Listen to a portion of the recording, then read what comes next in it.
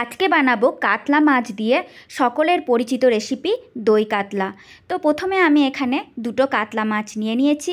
তার উপর আমি একটু নুন দিয়ে দিলাম, একটু গোলমরিচ গুঁড়ো দিয়ে দিলাম, তারপর দিলাম লেবুর রস, আর লাস্টে আমি একটু তেল দিয়ে আমি ভালো করে সেটাকে আমি মাখিয়ে নিলাম। এরপর একটা কড়াইয়ে তেল গরম করে আমি মাছ দুটোকে ভালো করে আমি ভেজে নিয়েছি। অন্যদিকে দেখতে পাচ্ছ এখানে আমি নিয়ে নিয়েছি গোটা ধনে, গোটা জিরে, পোস্ত আর কাজু আমি মিক্সিতে ভালো করে পেস্ট করে নিয়েছি। তারপর আমি সেখানে 2 চামচ দই ভালো করে মিশিয়ে সেটাকে ফেটিয়ে নিয়েছি। এটা ভালো করে ফেটাতে হবে যাতে দইয়ের দানা দানা কিছু না থাকে। এদিকে আমার মাছ ভাজা হয়ে গেছে আর মিক্সিতে পেস্ট করা মশলার সাথে দইটাকেও আমি ভালো করে ফেটিয়ে নিয়েছি।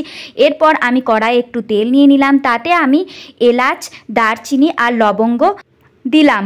এরপর আমি 2 চামচ পেঁয়াজ বাটা কড়াইয়ে দিলাম।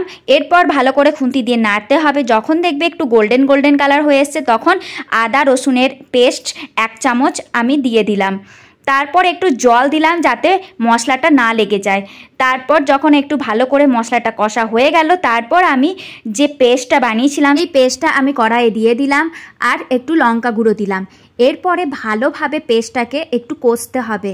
তারপর যখন দেখবে কষা কষা হয়ে গিয়েছে তখন কাতলা মাছগুলোকে ছেড়ে দিতে হবে। তারপর মশলার সাথে কাতলা মাছগুলোকে একটু ভালো করে কষিয়ে নিয়ে উপর থেকে লঙ্কা আর একটু বেরেস্তা দিয়ে দিতে হবে। তাহলেই আমাদের দই কাতলা রেডি হয়ে যাবে।